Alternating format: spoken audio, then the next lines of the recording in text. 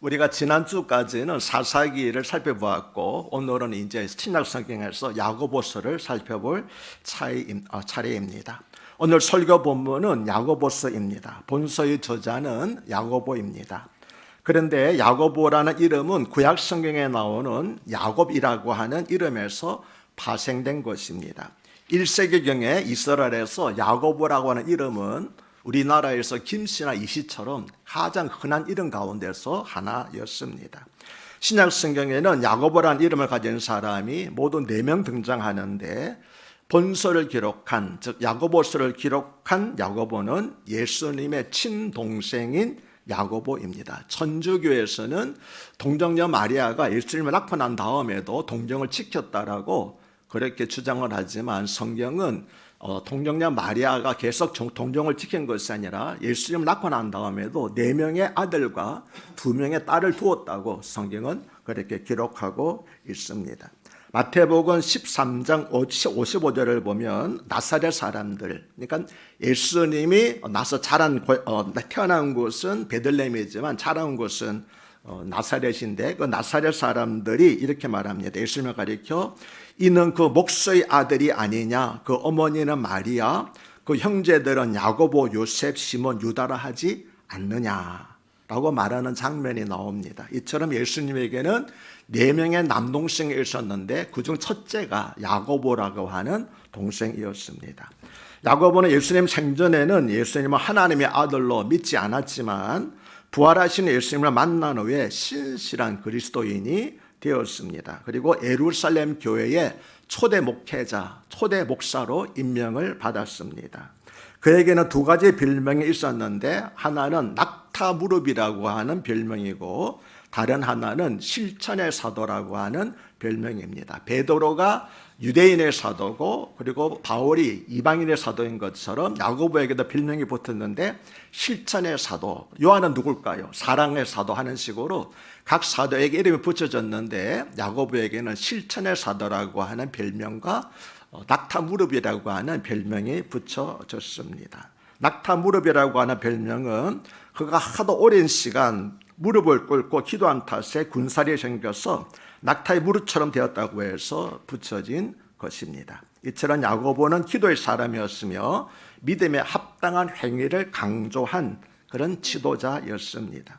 야고보서의 수신자는 흩어져 있는 유대인 성도들입니다. 야고보서 1장 1절은 하나님과 주 예수 그리스도의 종 야고보는 흩어져 있는 12지파에게 문안하노라고 하는 말씀으로 시작하고 있기 때문입니다. 스데반의 순교 이후로 지속된 박해로 인하여서 예루살렘 교회 성도들은 더 이상 예루살렘에 머물러 있지 못하고 사도들을 제외한 모든 성도들은 예루살렘을 떠나서 여러 지역으로 흩어지게 되었는데 유대와 사마리아, 베니게와 구브로와 수리아와 안도까지 이르게 되었다고 성경은 기록하고 있습니다. 이것은 사실은 예루살렘 교회가 자신들만 은혜 생활을 하고 주님의 명령, 선교 명령, 주님께서 승천하시면서 하신 마지막 부탁이 있잖아요. 너희는 땅끝까지 이르러서 내 증례되라고 하셨는데 제자들은요 그 말씀을 명령을 듣고서도 예루살렘을 떠날 생각을 하지 않고 자기들만 은혜 생활을 하려고 있었기 때문에 하나님께서 억지로 흩으신 것이었습니다. 너희만 은혜 받지 말고 사명을 지키라고 그래가지고 하나님께서 흩어버리신 것이 바로 박해라고 하는 것이었습니다. 자신만 은혜 생활을 하고 주님의 명령에 선교를 하지 않으니까 하나님께서 환난과 핍박이 임하게 하여서 그리스도인들을 각지로 흩어버리신 것이었습니다. 그들은 흩어져 사는 지역에서 공동체를 살롱하였는데 야고보는 예루살렘 교회 성도들이었던 그들에게 신앙적 권면을 위해서 흩어진 예루살렘 교회 출신들의 성도들에게 신앙적 권면을 하기 위해서 이 서신을 기록한 것이었습니다. 그래서 저는 이 사실을 깨닫고 생각하기를 목회의 범위라고 하는 것이 지금 나와 함께 신앙사를 있는 분들만이 아니구나 알게 되었습니다. 저는 목회 대상이라고 하는 것이 지금 나와 함께 신앙을 사는 분들, 이분들이 하나님께서 나에게 주신 양이라고 생각을 했는데 제가 야고보서를 묵상하면서 아닙니다. 야고보서가 누구에게 썼습니까? 예루살렘 교회를 떠나가지고 흩어져 있는 사람들에게 보냈잖아요. 그래서 주여 회개합니다. 내가 생각하고 계속 기도하고 돌봐야 될 대상은 지금 나오시는 분들뿐만 아니라 어떤 사정으로 인하여서 교회를 떠나 계시는 분들도 역시 내가 돌봐야 될 목회의 대상이구나 하는 것을 새삼스럽게 깨닫게 됐고, 그리고 후회하는 마음을, 회개하는 마음을 갖게 되었습니다. 야고보서를 기록한 목적은 크게 두 가지입니다. 첫째는 환난 가운데 있는 성도들을 격려하기 위함이었습니다. 당시 로마 황제였던 네로는 기독교에 대한 심한 박해를 가했습니다. 그래서 예루살렘에 있던 유대인 성도들이 박해를 피해 여러 지역으로 흩어졌습니다. 그러나 그들은 흩어진 그곳에서도 여러 고난을 겪고 있었습니다. 왜냐하면 그들은 가급적 유대인들이 가 있는 곳에 그들도 가 있었는데, 그때 기존에 있던 유대인 공동체들이 기독교인 유대인 공동체들을 그렇게 핍박을 하는 거예요. 얼마나 핍박을 하는지, 로마 관리들을 돈으로 매수해서 또 못 살게 하는 그런 악한 일들을 하였습니다. 그래서 그들은 예루살렘 교회에 있을 때 이상으로 또 많은 고난을 겪고 있었습니다. 그래서 야고보는 그들을 위로하고 인내하도록 권면할 필요를 느끼고 야고보서를 기록한 것이었습니다. 야고보서 1장 2절과 3절에 내 형제들아 너희가 여러 가지 시험을 당하거든 온전히 기쁘게 여기라. 이는 너희 믿음의 시련이 인내를 만들어내는 줄 알미라고 하는 말씀 역시 흩어진 성도들이 여러 가지 시험을 당하고 있음을 암시하고 있는 구절인 것입니다. 두 번째로는 여러 곳으로 흩어져 공동체 생활하는 성도들을 지도하기 위함이었습니다. 당시 흩어져 유대 공동체 생활하던 성도들은 믿음에 대해서 오해하고 말씀대로 살지 않는 경향이 강했습니다. 감독하고 지도하는 사람들이 없으니까 자기 멋대로 행하는 경향이 강했다는 것이지요. 또한 그들의 처한 환경이 말씀대로 살기에는 너무 어려워서 그랬을 것으로 이해되기도 합니다. 쌀떡에서 인신난다는 말이 있는 것처럼 너무 가난하니까 다른 사람 돌보지 못하는 그런 것도 우리가 이해할 수 있을 것입니다. 여하튼 그로 인하여 성도 간의 사랑이 식어지고 말과 행동이 거칠어져서 교제가 단절되는 안타까운 현상들이 나타났습니다. 야고보는 그런 상황에 대한 보고를 접한 후에 그들에게 진정한 믿음이 무엇인가를 가르쳐줄 필요를 느끼고 바로 야고보서를 기록한 것이었습니다. 그런데 야고보서는 모두 27권의 신약 성경 가운데서 가장 늦게 가장 나중에 정경으로 인정된 책이기도 합니다. 그 이유는 야고보서에 대한 하나의 오해가 있었기 때문입니다. 로마서의 주제가 이신칭의, 즉 믿음으로써 하나님으로부터 의롭다고 인정받는다라고 하는 것이라면은 야고보서에 대한 주제는 이행칭의, 즉 행함으로써 하나님으로부터 의롭다고 인정받는다라고 하는 것입니다. 따라서 바울의 주장과 야고보의 주장은 서로 모순되는 것처럼 보이는 것이 사실이지요. 그러나 모순되는 것이 아니라 서로 보완적인 의미를 가지고 있는 것입니다. 모든 교리는 구체적이고 실제적인 상황에서 그에 대한 반작용으로 만들어지는 것입니다. 교리가 먼저 있는 것이 아니고 교리가 없는 상황에서 신학생활을 하다가 문제가 생기게 되면은 그것에 대한 바른 가르침으로 교리가 만들어지는데, 우리가 고백하는 사도신경도 마찬가지입니다. 그다음에 많은 이단들이 일어나가지고 예수에 대한, 교회에 대한 잘못된 주장들을 하기 때문에 거기에 대해서 바른 가르침을 가르치기 위해서 사도신경이라는 고백이 만들어지게 된 것이지요. 바울이 이신층이, 즉 오직 믿음으로 구원받는다고 주장한 것도 일부 유대인 그리스도인들의 잘못된 주장에 반박하기 위한 것이었습니다. 일부 유대인 그리스도인들은 비록 예수님을 믿었더라도 할례를 받고 또 율법을 반드시 지켜야만 완전한 구원을 받는다고 주장을 하였습니다. 그래서 바울은 율법적인 행위가 아니라 오직 믿음으로, 그리고 인간적인 노력이 아니라 하나님의 은혜로 구원받는다고 가르친 것입니다. 오늘날에도 이와 같은 사람들이 바로 있지요. 특별히 안식교 계통에서 나온 이단들이 이와 같은 주장을 하고 있는데, 여러분 하나님의 교회라는 말 들어보셨습니까? 좋은 이름 같지만은 거기 여자 장모라고 하는 여자가 자기가 착자 하나님이에요. 그래서 그 이단에 절대 속지 마시길 바랍니다. 교회가 아주 큰 교회들이 있기 때문에 제대로 된 교회라고 착각하고 있는데, 그 교회도 역시 율법을 지켜야 된다고 그래가지고 구약성경에 나오는 모든 그 절개들 있죠. 그거를 다 지키고 그렇게 있습니다. 그런데 이러한 바울의 이신칭의를 오해한 사람들이 생겨났습니다. 그들은 오직 믿음으로 구원받는다면 행위는 관계가 없다고 주장을 했습니다. 또 오직 하나님의 은혜로 구원받는 것이기에 죄를 범하더라도 구원이 취소되지 않는다고 주장을 했습니다. 오늘날 이와 같이 주장하는 사람들이 있습니까? 구원파가 이와 같은 비슷한 주장을 하고 있습니다. 우리는 이미 제산 받았기 때문에 우리가 다른 어떤 일을 하더라도 죄가 되지 않는다라고 하는 것, 구원파 주장도 이와 비슷한 맥락인 것입니다. 그러나 이들 모두는 바울이 말한 이신칭의론을 오해한 것이었습니다. 바울은 율법적인 행위로 구원을 받지 못한다고 한 것이지 일반 선한 행위를 부정한 것이 아니기 때문입니다. 오히려 바울은 이렇게 권면하였습니다. 우리 로마서 12장 1절과 2절을 함께 읽겠습니다. 로마서 12장 1절과 2절입니다. 함께 읽습니다. 그러므로 형제들아 내가 하나님의 모든 자비하심으로 너희를 권하노니 너희 몸을 하나님의 기뻐하시는 거룩한 산 제물로 드리라. 이는 너희가 드릴 영적 예배니라.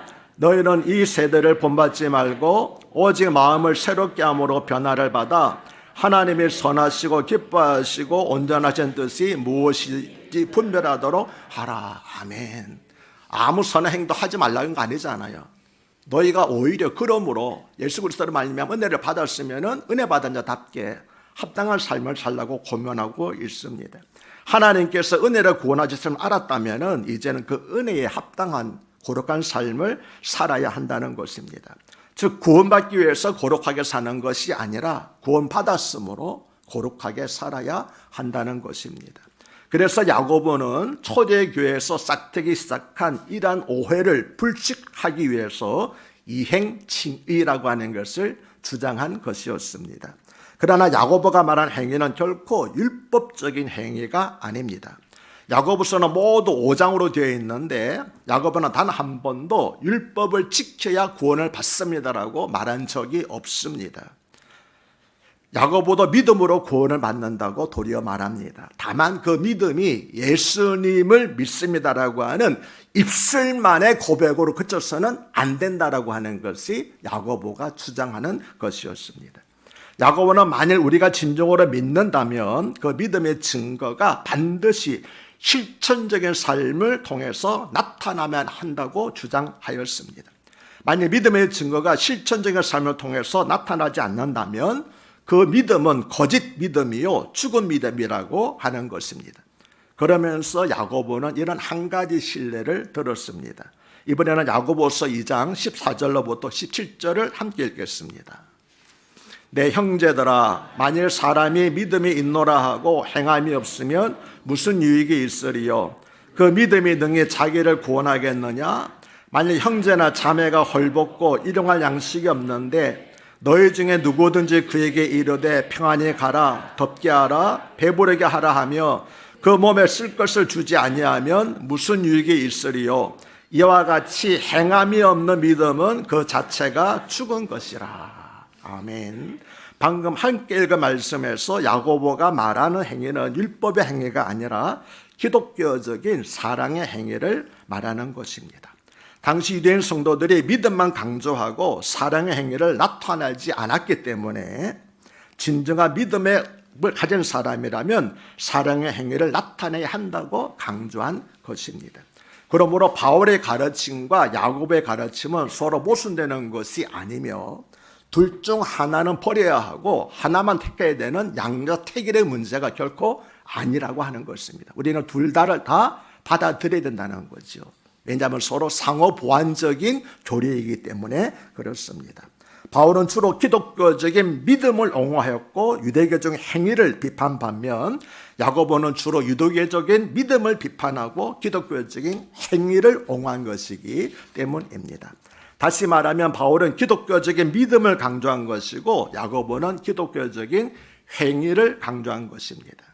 바울은 율법의 행위가 아닌 예수를 믿음으로만 구원받는다는 것을 말한 것이고 야고보는 믿음으로 구원받은 사람에게는 당연히 사랑의 행위가 나타나야 한다는 것을 말한 것입니다.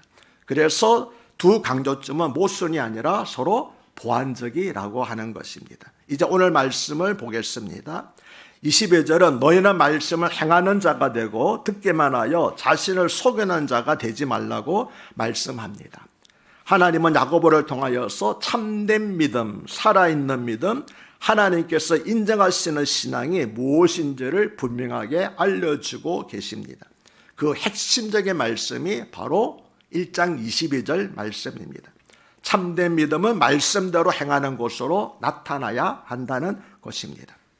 야고보가 말씀을 행하는 사람이 되십시오라고 명령한 것은 뒤집어 생각하면은 말씀을 행하지 않는 성도들이 많이 있다라고 하는 것입니다.